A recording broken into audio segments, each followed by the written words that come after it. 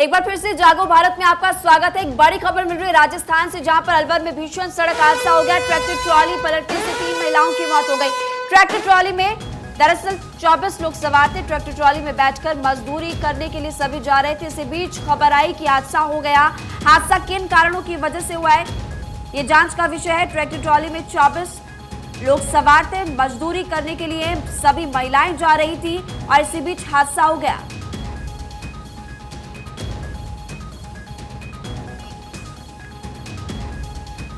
Manipur police का कई जिलों में सर्च ऑपरेशन में हथियार और गोला बारूद मिले हैं। संवेदनशील इलाकों में सुरक्षा बलों ने सर्च ऑपरेशन किया। इम्फाल पश्चिम, इम्फाल पूर्व, इसके अलावा बिष्णुपुर, थौबल में सर्च ऑपरेशन चलाया गया और इस दौरान एक बड़ी सफलता हासिल हुई है, क्योंकि इस ऑपरेशन में कई जगहों से गोला बारूद मिले हैं। हथियार की बरामदगी भी हुई है। और अब देखिए न्यूज़पेपर्स का रुख करेंगे, बात करेंगे बिहार की। और देखिए, राज्यों को जनगणना का अधिकार ही नहीं है, कहना है केंद्र सरकार का। दैनिक जागरण ने देश विदेश जागरण के पेज नंबर 13 पर इसको जगह दिया। इसमें लिखा है कि सरकार ने हलफनामा दायर किया और इसमें कहा कि सिर्फ केंद्र ही जनगणना कर सकता है, केंद्र को ही अधिकार है। दरअसल इस पूरे मामले में सियासत भी काफ़ी जोरों पर है। सुप्रीम कोर्ट में भी पूरा मामला पहुंचा, जिसके बाद राहत दी गई थी। और बिहार के मुख्यमंत्री इस बात का जिक्र करते आए हैं कि लगभग सारा काम जो है वो जाति गणना का पूरा हो चुका है, 80% काम पूरा हो चुका है। लेकिन अब इस पर घमासान इस लिहाज से देखने को मिल रहा है क्योंकि केंद्र ने हाल ही में एक हलफनामा सर्वोच्च अदालत में दायर किया, जिसमें इस बात का जिक्र कि किसी भी स्टेट को ये करने का अधिकार नहीं है। अगर ये जिम्मेदारी किसी की बनती है तो वो केंद्र की बनती है, यानी कि केंद्र ही जनगणना करा सकता है। इसके अलावा सुप्रीम कोर्ट में तमाम जो स्थिति है उसको स्पष्ट की गई है केंद्र की तरफ से। बिल्कुल प्रिया, ये तो हो गई आपकी बिहार की बात। अब बात करेंगे राज्यों में मणिपुर की, क्योंकि मणिपुर के राज्यपाल ने आज विधानसभा सत्र बुलाया, जो कि कई महीनों में खास हो जाता है।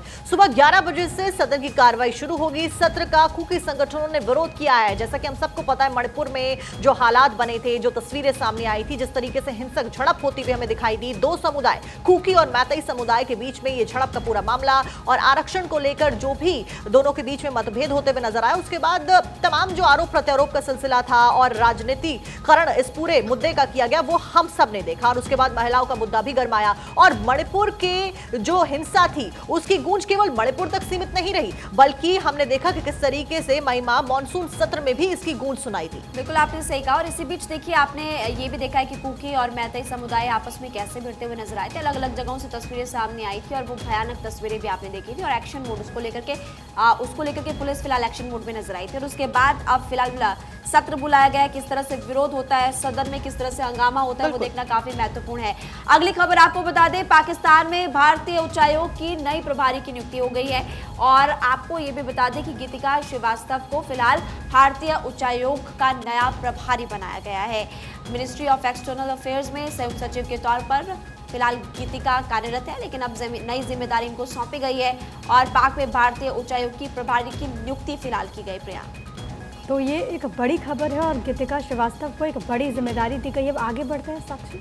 बिल्कुल प्रिया, अगली खबर आपको बताते हैं। 950 करोड़ के मालिक है नागार्जुन। नागार्जुन से जुड़ी खबर, हिंदी और साउथ की करीब 100 फिल्मों में काम किया है। साल 1986 में साउथ की फिल्म से करियर की नागार्जुन ने शुरुआत की थी और बॉलीवुड में फिल्म शिवा के साथ की सफर की शुरुआत नागार्जुन ने। प्रिया, तो ये एंटरटेनमेंट जगत से एक बड़ी खबर है और अपने आप में साउथ के करोड़पति स्टार बने हैं। और ये देखिए, ये बताता है कि उनकी जो दीवानगी है वो किस तरीके की रही है। खास बात यह है कि उनकी दीवानगी ऐसी, उनके फैंस इतने ज़्यादा उनको प्यार करते हैं कि 1 करोड़ के करीब का मंदिर उनके नाम का फिलहाल बनाया गया है, जिसको लेकर के काफ़ी क्रेज अब देखने को मिल सकता है। और अब खेल जगत से जुड़ी हुई खबर आप बताइए। बिल्कुल, देखिए सबसे पहले अपने दर्शकों को हम ये बताएं कि आज नेशनल स्पोर्ट्स डे है। तो भारत इस वक्त जिस तरीके से बुलंदी के मुकाम पर पहुंच गया है, चाहे हम हॉकी की बात करें, हम क्रिकेट की बात करें, हम रेसलिंग की बात करें, हम जावलिन थ्रो की बात करें, तो हमारे प्लेयर्स लगातार शानदार परफॉर्मेंस दे रहे हैं। और कुछ ऐसी खबरें हैं जो कि आज स्पोर्ट्स के लिहाज से बेहद खास हो जाती है।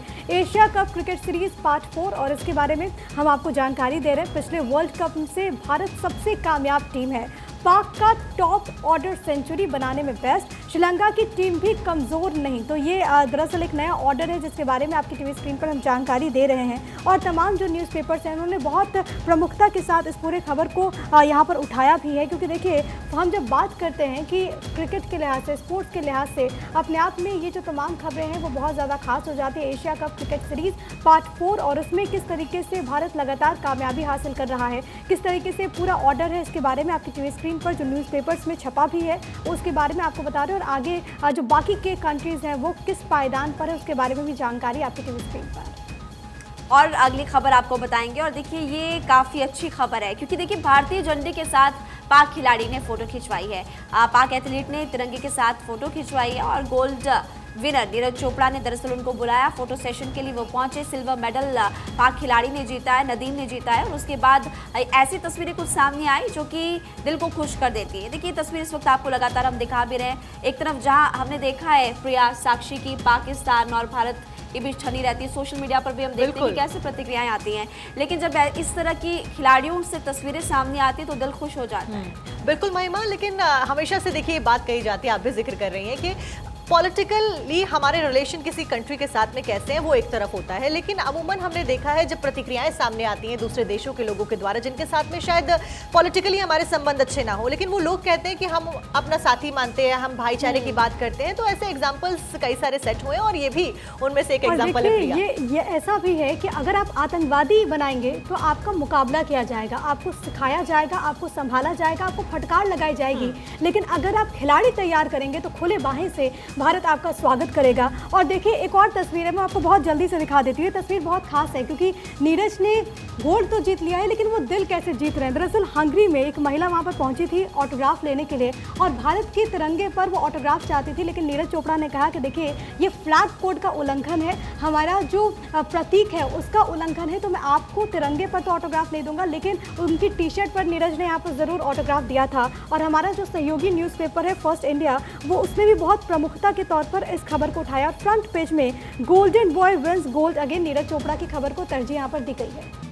और राष्ट्रीय खेल दिवस पर प्रधानमंत्री मोदी ने बधाई दी है। प्रधानमंत्री ने ट्वीट किया, प्रधानमंत्री मोदी ने खिलाड़ियों को ट्वीट करते हुए बधाई दी है। ये बड़ी खबर के तौर पर हम आपको बता रहे हैं, राष्ट्रीय खेल दिवस और इसी को लेकर प्रधानमंत्री नरेंद्र मोदी ने देशवासियों को दी है शुभकामनाएं। खिलाड़ियों को भी ट्वीट करते हुए शुभकामनाएं दी है।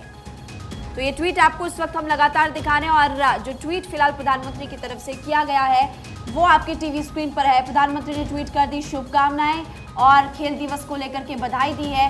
खिलाड़ियों को ओणम की भी शुभकामनाएं प्रधानमंत्री नरेंद्र मोदी ने दी है। Onam greetings to everyone, may your lives be showered with. देखिए यहाँ पर लिखा हुआ है कि प्रधानमंत्री ने खिलाड़ियों को बधाई दी है। खिलाड़ियों के योगदान पर देश को गर्व है। राष्ट्रीय खेल दिवस पर भी प्रधानमंत्री ने कहा है कि खिलाड़ियों को बधाई। और इधर आपको ये भी बता दें कि ओणम की भी शुभकामनाएं प्रधानमंत्री मोदी ने दी। ओणम एक वैश्विक त्योहार बन गया है और इसको लेकर सभी देशवासियों को शुभकामनाएं।